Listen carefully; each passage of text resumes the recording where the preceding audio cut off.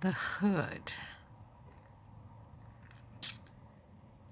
Here was my first introduction to the hood. I must have been like 7 years old. My grandmother had me in the kitchen with I'll have to remember his name, one of the boarders in her house. And she asked me if I knew what drugs were. And I said, no. And so she went on this thing where she was showing and explaining what drugs are. So she, here's a bottle of aspirin, that's a form of drug. Here's a prescription medication that so and so has to take. That's just for them. Those are drugs. Alcohol, beer, that's drugs. And I was like, okay. And she said if I ever saw any of those things in my mother's house, that I was never to take any of those things. And the only time that I should ever take drugs is if I was really sick and someone said that the doctor told me to take them. And I was like, okay. And then she just wouldn't stop. So the guy that was with her, I can't remember his name. I just remember him.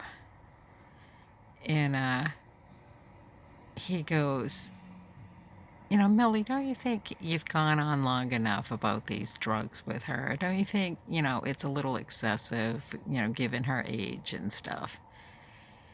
And she and she got mad, and she always had a cast iron stove.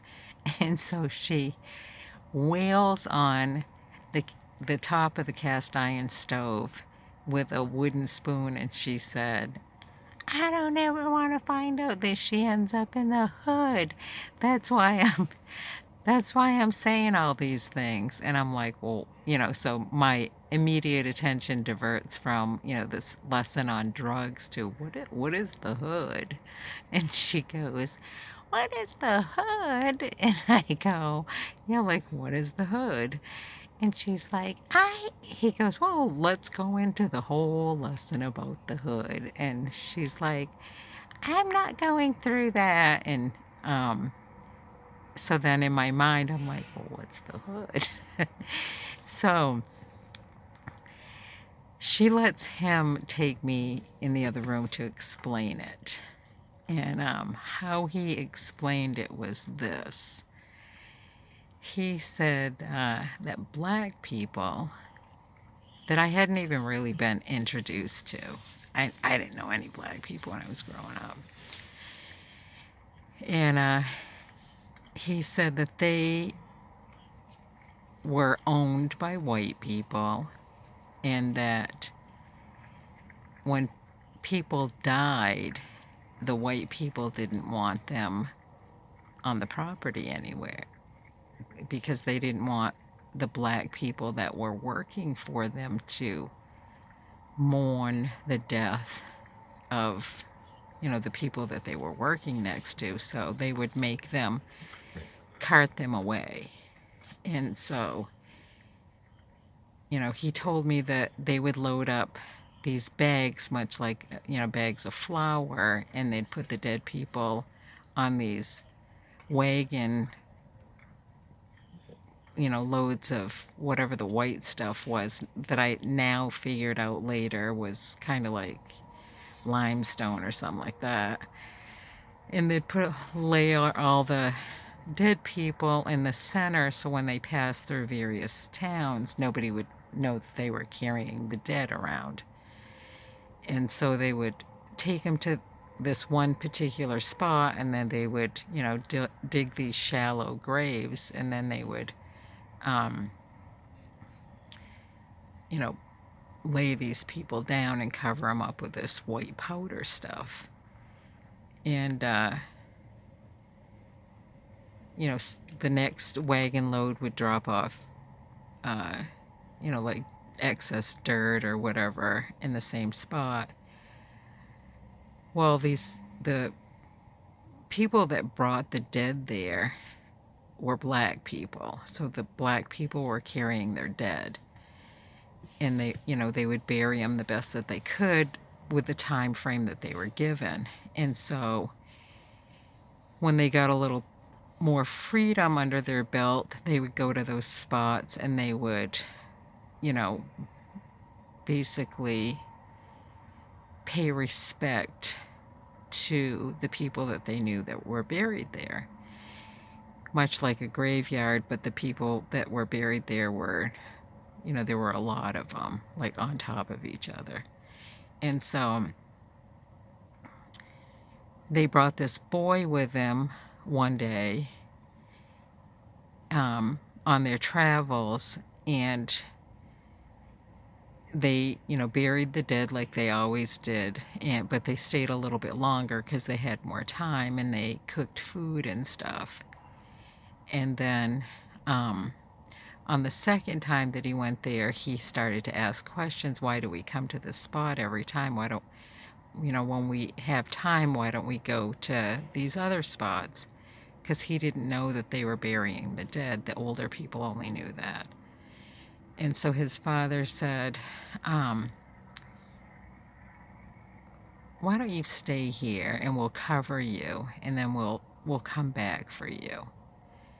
And so the boy sat there all by himself, and rain came, the wind was blowing around, but he always felt like he was safe.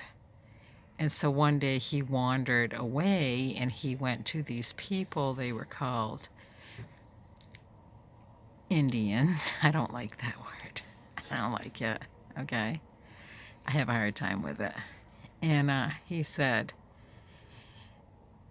I want to know what's there, why my people keep coming there, but nobody will tell me. And so this old Indian man told him to hold out his arms, roll up his sleeves and hold up his arms. And he covered both arms with this very beautifully scented oil. And he said, I'm going to give you this oil, and if it starts to seep into your skin, I want you to put some more oil on it, and then I want you to go back to where you were sitting and raise your hands up to the sun. And so he did that, and it was one day when it was nice and bright and sunny, and he's putting oil on his arms and raising it up in the air. And then he realized at that moment that he was sitting on the dead. And so he took the raising of his arms and crisscrossing them at times when his arms, grew heavy from holding them up close to the sun. And he used the position of his arms in the form of an H. And while he was holding his arms close to the sun, he kept reflecting on his blood. And that's how he realized he was sitting on the dead. And so from that day forward, those places were known as HOOD, Hood. And he invited other people to come to these places, not so much for, reflecting on the dead, but a place of healing, because that's where he gained some knowledge and he was able to heal from that knowledge. And over time, those places began to build out, and more people came for healing. And eventually, part of that healing was, the oil was transformed over time into smoking weed. And eventually it turned into what it is today. It's not a good place because back then they kept everything clean and just focused on healing. So that's how I know the hood. That was my first introduction to the hood. Now I get reintroduced to the hood because my daughter seems to be taking up residence in the hood, and I don't really like it because she needs to be focused on other things. But the in between is the beautiful part of the story, the healing part.